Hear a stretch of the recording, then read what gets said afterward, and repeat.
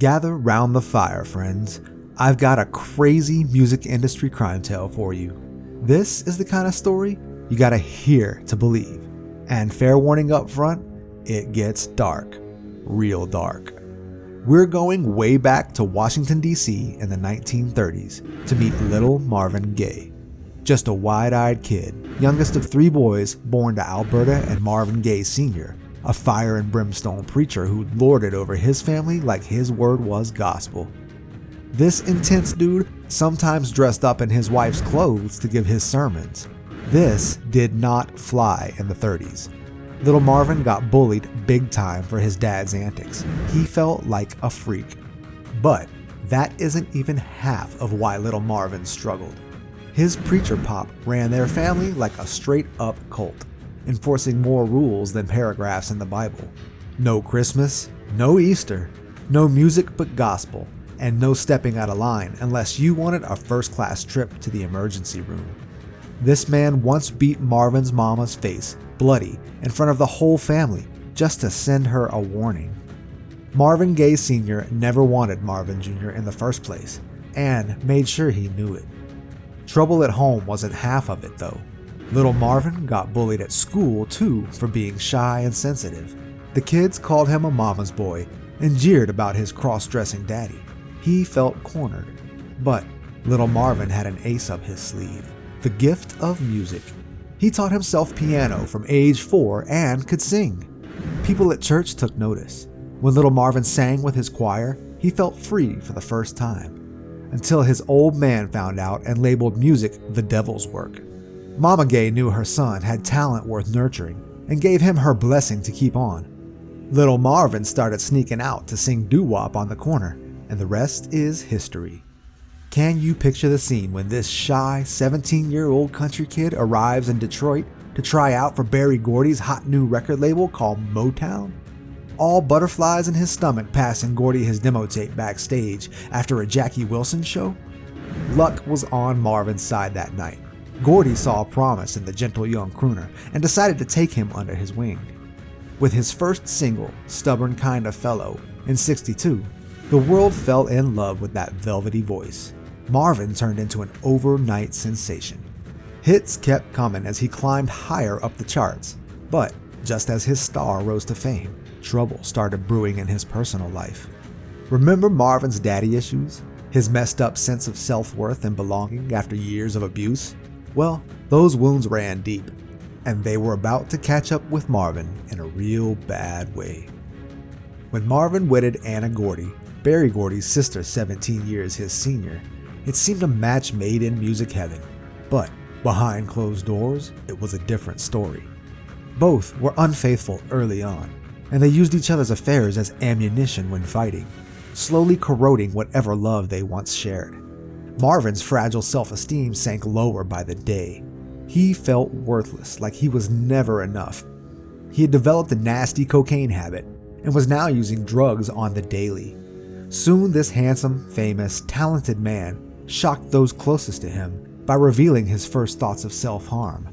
By '66, Marvin's jealousy and possessiveness went clean off the rails into fatal attraction territory when he fell head over heels for a 16-year-old girl named Janice Hunter, who walked into his studio one day.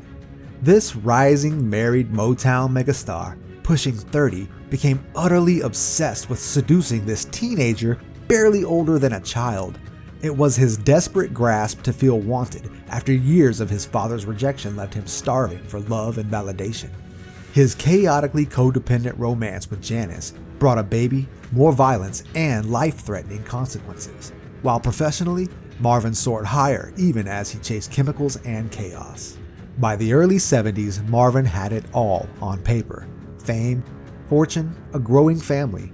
But behind the scenes, he was barely keeping it together. Snorting line after line just to get through shows he was actually terrified to perform at. And all along, propelling him faster toward breakdown was his desperate longing for his father's love and pride. The very thing Marvin Sr. resented his famous son for. But don't cry for Marvin Sr. yet. He was busy drinking his woes away instead, scowling from the LA mansion Marvin Jr. gifted his parents, poisonously bitter and willing his son's success to crumble. The 70s saw Marvin struggling between his two extremes, angel and devil. For every divine album he birthed contrasted a destructive binge. His lows grew more life-threatening while the iconic high points rose too. Marvin's single, Let's Get It On, might ring a bell as one of the most notoriously sexual songs ever made, but it reflected Marvin's reality. It was actually written about the 16-year-old Janice who Marvin was obsessed with. While climbing to legend status with these masterpieces that topped charts and broke barriers, Marvin privately combated crippling stage fright, loneliness, cocaine addiction, and violent relationships. Constant chaos feeding constant inspiration. By 79, it was too much, too messy and out of control.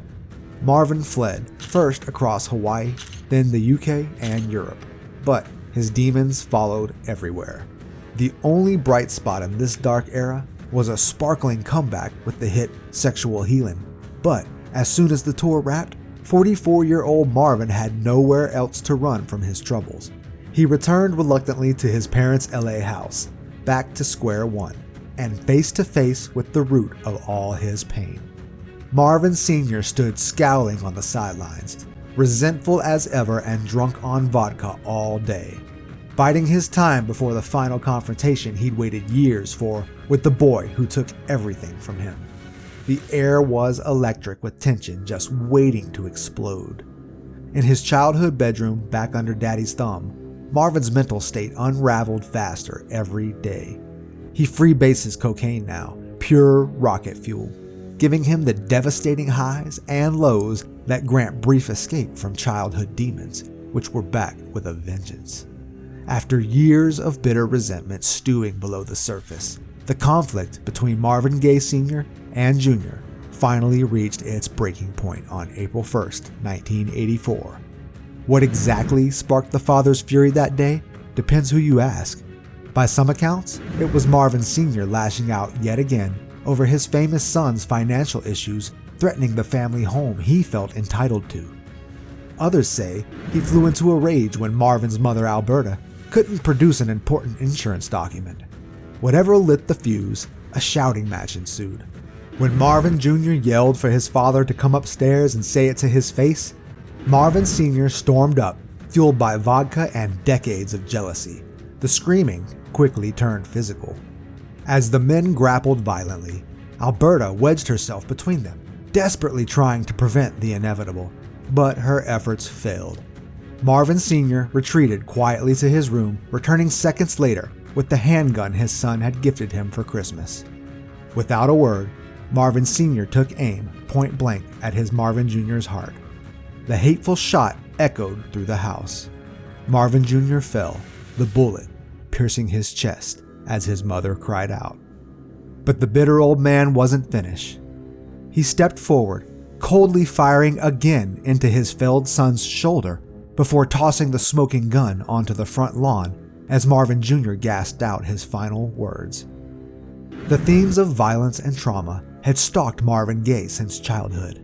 In the end, his life followed the destructive patterns set by his damaged father, who never loved his sensitive son or supported his artistry.